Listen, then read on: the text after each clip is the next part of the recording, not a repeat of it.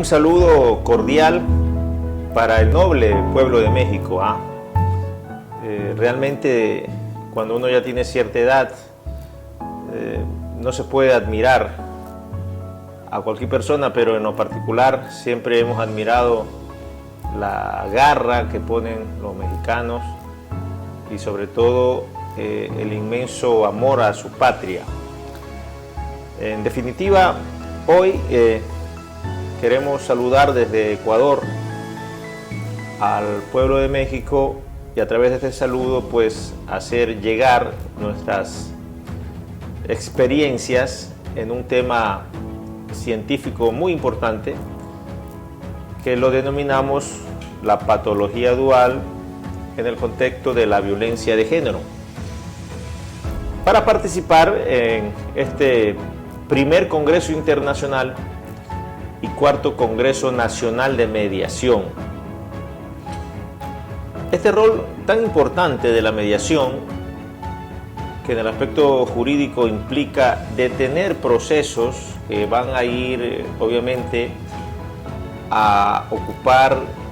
los tribunales de justicia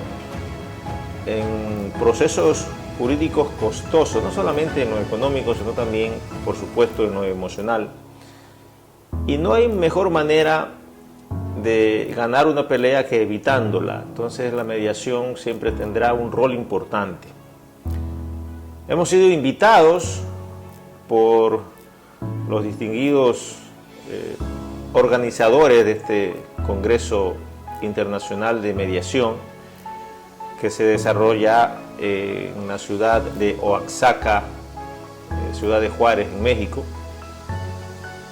Y esto demuestra que, pues vaya, estamos en el futuro. Definitivamente, si se considera un tema de tanta importancia en las sociedades que vivimos, como es la violencia de género, y se visualiza que tras la violencia de género casi siempre el agresor tiene características clínicas de un trastorno mental. Por supuesto que estamos de avanzada, y eso entonces hay que destacar de los organizadores de este evento y por supuesto agradecer esa gentil invitación para que un médico ecuatoriano participe a través, claro, de nuestra organización magna, de la Asociación de Activistas Defensores de los Derechos Humanos, ACDU, Ecuador, de la cual soy su director provincial en la provincia de Manabí. Un saludo, por tanto, de nuestro presidente, el señor Ángel Alvarado, y listo, ¿no? Empezaremos diciendo que nosotros nos enfrentamos con la patología dual como médico psiquiatra desde que ingresamos a trabajar o a laborar en el sistema penitenciario ecuatoriano, lo cual sugiere que en la población penitenciaria, en la población de personas privadas de la libertad, existen, por supuesto, enfermos mentales. Esto se enmarca o se articula con la temática de este congreso y también con este fenómeno social de la violencia de género, de los femicidios, de los abusos sexuales en general, de todo lo que implica alterar la estabilidad psicológica o física de una mujer. Y entonces se conecta con la temática de este congreso y por supuesto nosotros tenemos que estar claros que existen un montón de evidencias científicas que tras el agresor tenemos sin duda un enfermo mental. La patología dual en psiquiatría clínica, que es mi especialidad médica, quiere decir la coexistencia de dos enfermedades en un mismo sujeto, donde una de las enfermedades tiene que ser necesariamente un trastorno adictivo y la otra cualquiera de las enfermedades clásicas de la psiquiatría, como por ejemplo la esquizofrenia, el trastorno bipolar, los trastornos de ansiedad, los trastornos depresivos, unipolares, o más frecuentemente lo que llamamos nosotros en psiquiatría trastornos de la personalidad. Por tanto, creo que el aporte que podemos hacer desde Ecuador a la temática de este congreso será significativo. Entonces, empezábamos diciendo que efectivamente nosotros nos enfrentamos a la patología dual desde el sistema penitenciario ecuatoriano, y esto quiere decir que la historia empieza cuando acaba la típica temática del impacto social, es decir, de las noticias que a través de los medios de comunicación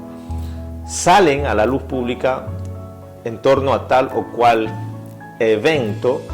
de violencia de género, un femicidio, por ejemplo, que siempre son noticias lamentables que están pues impactando socialmente. Pero para la mayoría de la gente la historia termina allí, en la noticia, en otro caso más, y por supuesto en un procesado que va a terminar en el sistema penitenciario. Y para nosotros comenzaba en cambio allí, porque teníamos que estar a cargo del tratamiento psiquiátrico dentro de prisiones de estos enfermos.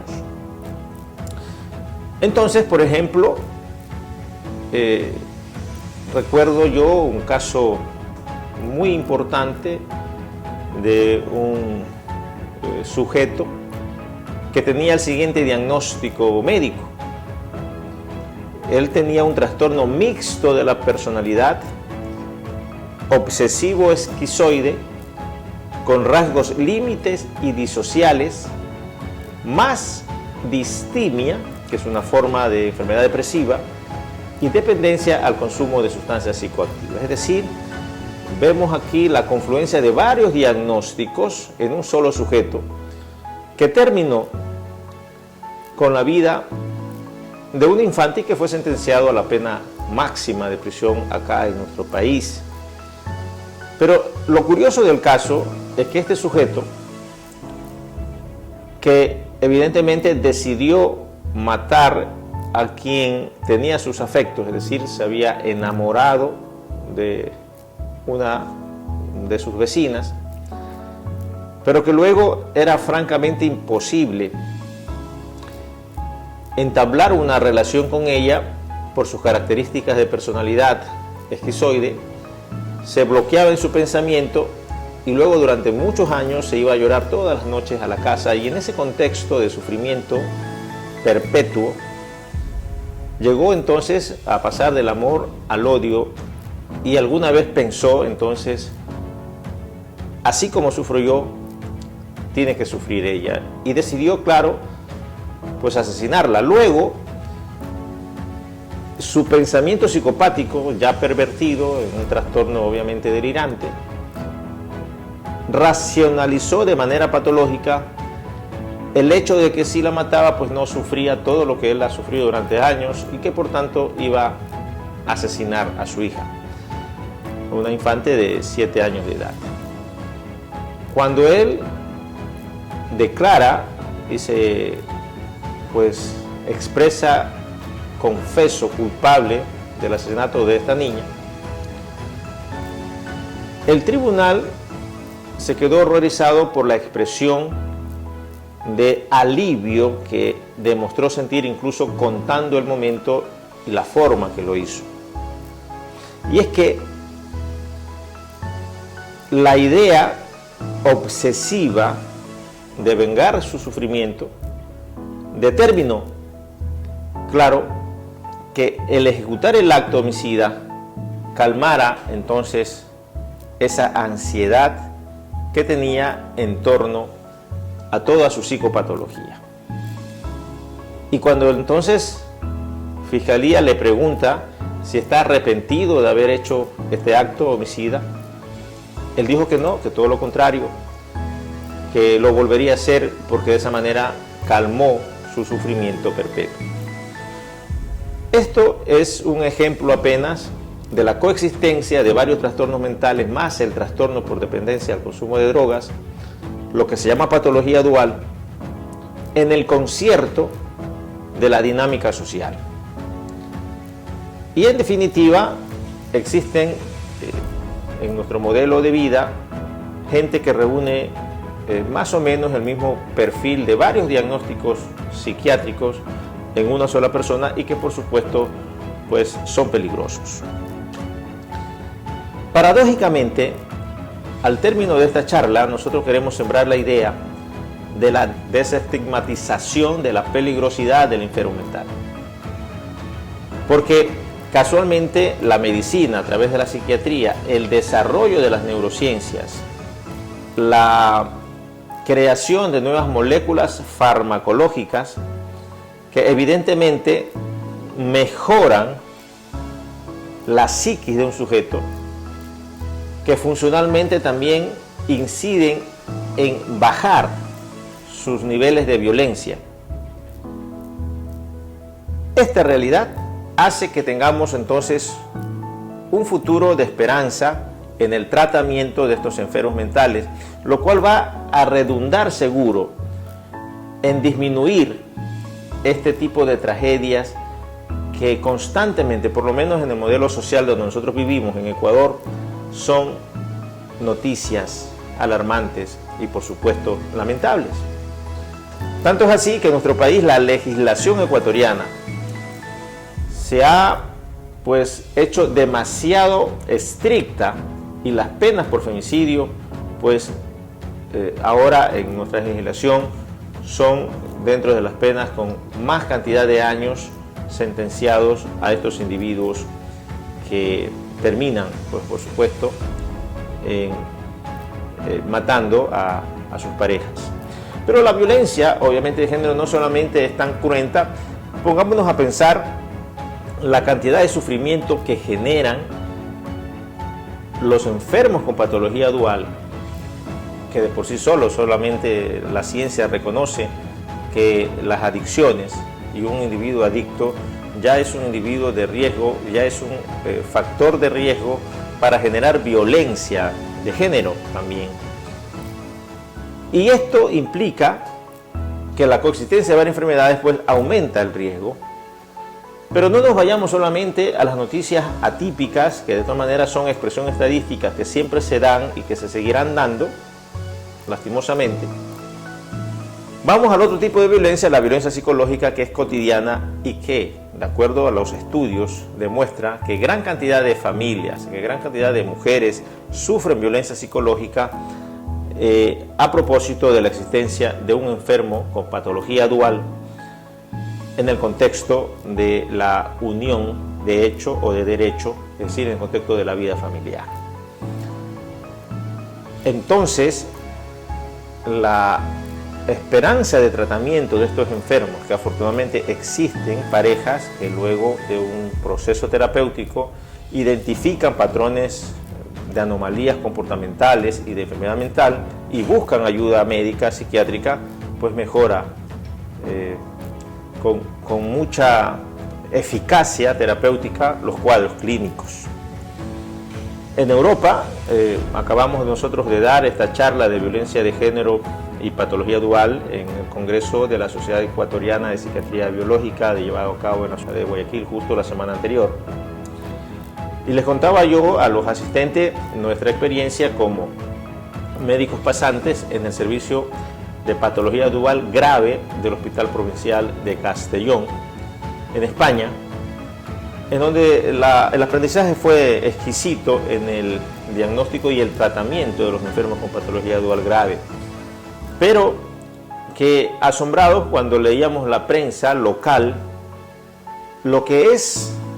muy frecuente en las noticias de los periódicos en nuestro medio, que es la violencia y sobre todo los casos de femicidio que siempre están alarmando a la sociedad ecuatoriana,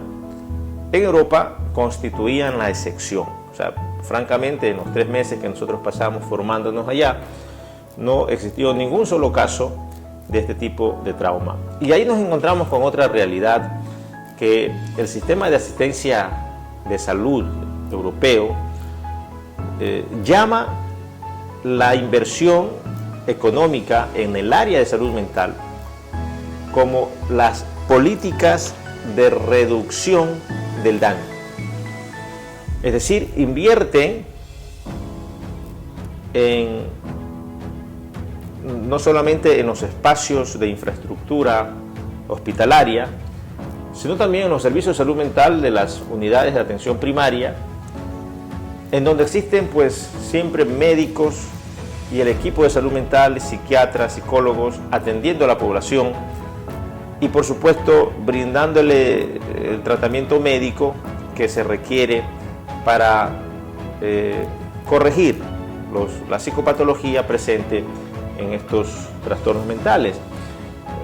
Más o menos llegamos nosotros a saber que en promedio cada enfermo dual representa al gobierno español entre 18.000 a 20.000 euros anuales. Entonces, imagínense ustedes la enorme inversión en salud que se objetiviza y que se ve en la ausencia, por lo menos con la frecuencia con la que se ven en nuestro medio. Entonces, con todo ello, la política de reducción del daño, la inversión económica para fortalecer las unidades de salud mental de los servicios hospitalarios parece ser la solución para enfrentar esta problemática social y no vernos con noticias lamentables. En nuestro país, por ejemplo, hace menos de 2 años tuvimos la pérdida de una mujer que vino ostentando su desarrollo humano de manera exitosa. Pasó de la adversidad social, de la pobreza, a través del arte. Ella era una cantante muy famosa, conocida como Sharon Eschera, y que lastimosamente terminó fallecida, y que por lo menos, por lo que se conoce incluso de la serie, tuvo la mala suerte de encontrarse con una pareja que satisface el perfil de los enfermos duales. Sin embargo, claro, por lo menos hay una sentencia en firme y se está guardando prisión porque las investigaciones determinaron que el evento se dio en el contexto de una historia de dinámica familiar patógena y de una historia de maltrato permanente en este caso. Ese hecho pues lastimó mucho la fibra sensible de los ecuatorianos, porque era una artista muy querida y que estaba poniendo en alto el nombre del arte ecuatoriano. Pero así casos como ellos, muchísimos. En algunas diapositivas vemos allí la presencia de noticias cada vez más impactantes. De todas formas, nosotros somos conscientes que las noticias no tienen rigor científico, y traemos también a colación el sinnúmero de llamados de los órganos judiciales, fiscalías, cortes, que frecuentemente, como lo demuestro acá en esta diapositiva, nos están llamando para hacer pericias o evaluaciones médicas psiquiátricas periciales en el contexto de violencia de género, cumpliendo nuestro rol de peritos acreditados en el Consejo de la Judicatura. Y entonces, más allá de eso, si esta evidencia mucho más formal que la evidencia empírica de las noticias, también traemos a colación en otras diapositivas un sinnúmero de artículos científicos que demuestran cómo la ciencia médica y la psiquiatría en particular está desarrollando trabajos de investigación que determinan cada vez más la intimidad de la relación entre trastornos mentales, entre conductas adictivas, es decir, patología dual, y violencia de género. Por supuesto, esto implica que tras el desarrollo de las neurociencias, el apoyo de las neuroimágenes, nosotros como investigadores ya tenemos una película clara de cuáles son las áreas afectadas cerebrales, y esto es lo que nos permite trabajar manipulando la neuroquímica cerebral endógena con los tratamientos farmacológicos, puesto que conociendo el mecanismo de acción de los medicamentos podemos nosotros influir en corregir las alteraciones neuroquímicas que se provocan en el cerebro a partir de la presencia de trastornos mentales. No nos olvidemos que gran parte de la neurofisiología depende de la expresión de genes y se han identificado, por supuesto, genes patológicamente heredados vinculados con trastornos psicóticos, afectivos, etcétera, que al final, al coexistir con un trastorno por dependencia de drogas, pues explota logarítmicamente, dinamitiza esta combinación muy grave de un trastorno mental más un fenómeno adictivo. Y la ciencia sigue descubriendo cada vez más, mucha más evidencia científica, y también el hecho de que se han desarrollado nuevas moléculas farmacológicas, como el aripiprazol, por ejemplo, disponible en nuestro medio, e incluso el brexpiprazol, que está por llegar y que también ya está siendo objeto de muchísima investigación en países del primer mundo, donde por supuesto se ve los efectos terapéuticos que nosotros le llamamos serenogénicos, es decir, que disminuyen los niveles de agresividad y mejoran la dinámica familiar al mejorar los aspectos cognitivos, emocionales, de respuesta a los estímulos del medio de los enfermos mentales, sobre todo de los enfermos duales. Por tanto, valga la oportunidad para decir que seguro en la próxima década las neurociencias van a ofrecerle a los seres humanos, van a ofrecerle a la vida la posibilidad de intervenir en esta problemática social. Y asimismo, entonces, desde el punto de vista de la medicina, porque sería tedioso un poco explicar más o menos los fenómenos neuroquímicos que acontecen en el cerebro del violento. Los estudios demuestran claramente, y podríamos hablar muchísimo sobre las áreas anatómicas vinculadas con la agresividad y sobre todo con el movimiento de neurotransmisores y qué neurotransmisores están implicados en el fenómeno de violencia. Nosotros sabemos, en algunas diapositivas, por ejemplo aquí, podemos ver cómo estudios determinan que la dopamina está alta en los episodios de explosividad y de agresividad. Y luego conocemos que normalmente la dopamina es regulada por otro neurotransmisor, la serotonina. Lo que quiere decir que cuando tenemos serotonina en el cerebro, no hay dopamina. Y esto se cumple incluso en las esquizofrenias, en donde predominan los síntomas negativos que caracterizan a la esquizofrenia, es decir, la logia o pobreza del pensamiento, el aplanamiento afectivo, esta falta de reactividad a los estímulos del medio, el déficit social, los fenómenos de introversión de nuestros esquizofrénicos con síntomas negativos, y todo ese conjunto de síntomas negativos que se llaman en psiquiatría y que obedecen a un déficit de dopamina en una de las vías dopaminérgicas más reconocida, la vía mesocortical. Es decir, el hecho que algunos estudios demuestran que en las esquizofrenias con predominio de síntomas negativos, que en lo que no hay dopamina en el cerebro, en una vía principal del cerebro, implica que es una realidad, como en la conducta agresiva y violenta, en cambio la dopamina está alta. Y la dopamina es regulada por la serotonina a través del receptor 5-HT2A cortical y también del receptor 5-HT1A, también cortical. Y entonces la presencia y la interacción de la serotonina uniéndose a estos receptores determina que las zonas fisiológicas que sintetizan la dopamina en el cerebro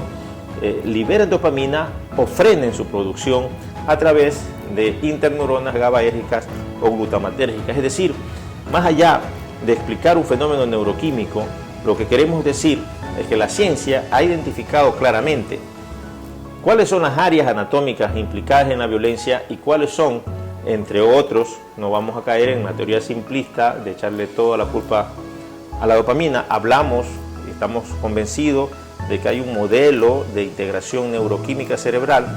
pero por lo menos estamos viviendo una etapa que fármacos como el aripiprazol, insisto, que son antagonistas del receptor 5-HT2A de dopamina y agonistas parciales del receptor 5-HT1A modulan la dopamina y acercan los niveles de dopamina lo más cercano a la expresión normal de las concentraciones dopaminérgicas en el cerebro. Y esto es coherente con la disminución de la violencia y de los fenómenos temperamentales, de agresividad en nuestros pacientes que nos consultan por ello. Y esto quiere decir, insisto, que le estamos dando a través de las neurociencias la posibilidad que en un futuro, si contamos con políticas de inversión económica que fortalezcan los servicios de salud mental en el país, contamos seguro con una mejor esperanza para esta problemática, insisto, muy lamentable. Finalmente, tras un saludo afectuoso, insisto, para el pueblo mexicano, queremos nosotros también, desde la Organización de Derechos Humanos a la que represento, Asociación de Activistas, Defensores de Derechos Humanos en el Ecuador, decirles que este tipo de congresos, la mediación, que también quiere decir respeto a los derechos humanos, nos parece que siempre tendrá la acogida de nuestra organización para el apoyo pertinente. Ha sido entonces el doctor Robert Lord Martínez, un médico psiquiatra ecuatoriano, que tras la gentil invitación de los organizadores de este primer Congreso Internacional y cuarto Nacional de Mediación, se nos ha dado la apertura, por supuesto, para saludarlo desde acá y contarles nuestra experiencia en el manejo de la patología dual grave, principal entidad clínica que está detrás, seguro, de los casos de violencia de género. Al final, esta entrevista será subida a nuestro canal académico en YouTube, en donde podremos responder con toda seguridad las interrogantes que los asistentes a este Congreso mexicano de mediación podrán hacernos, y con todo gusto estaremos muy, pero muy encantados de respondérselas. Desde Ecuador, un abrazo cariñoso al pueblo mexicano. Muchas gracias.